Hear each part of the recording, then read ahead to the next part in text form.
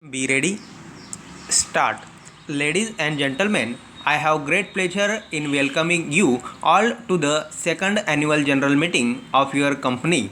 The directors report and audited accounts for the year ended 30th April 1986 are, with your permission, I take them as read. Para.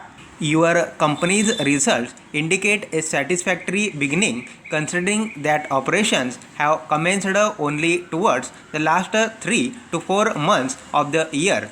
A diversified portfolio of business has been entered into at reasonable rates. Expenditure is in proper proportion and a comfortable profit for the year has been achieved. Para. Even after taking into account full depreciation for the assets over the primary lease period, there is sufficient profit for a proportionate dividend.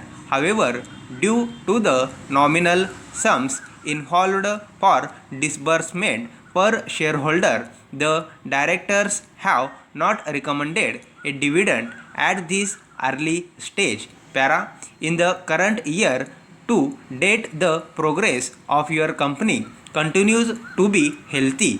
The environment is conducive for further economic growth. One senses a certain urgency and a result orientation at the higher level of the government. Appropriate thrust is being given at the policy making level for speeding up our rate of progress as a nation to enable the fruits of progress to reach the country's citizens. Ours is an expanding market, increasingly getting more competitive and sophisticated. Most of our population is young and eager. We have the managerial and technical skills, and we have the ability to selectively acquire and absorb the latest technology and improve on it.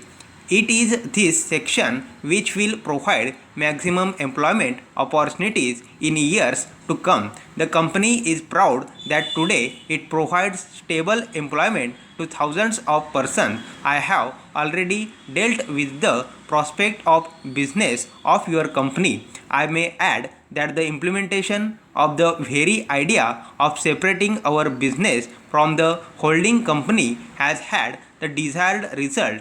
This has helped to streamline the administrative setup of the organization and also to reduce the heavy operational expense to a certain level. Para. There is no doubt that the accounting system followed by a leasing company should follow reflect the depreciation element over the primary lease period.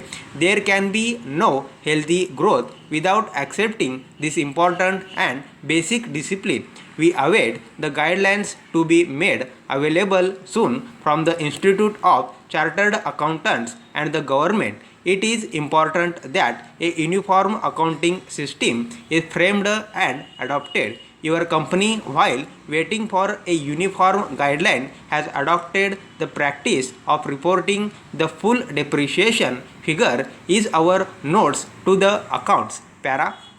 On behalf of all the directors and on my behalf, I would like to thank our customers, depositors, brokers, and you for the confidence shown in your company, and the bankers and you for the confidence shown in your company, and to the bankers for the support extended by them and the officers of the company. Thank you.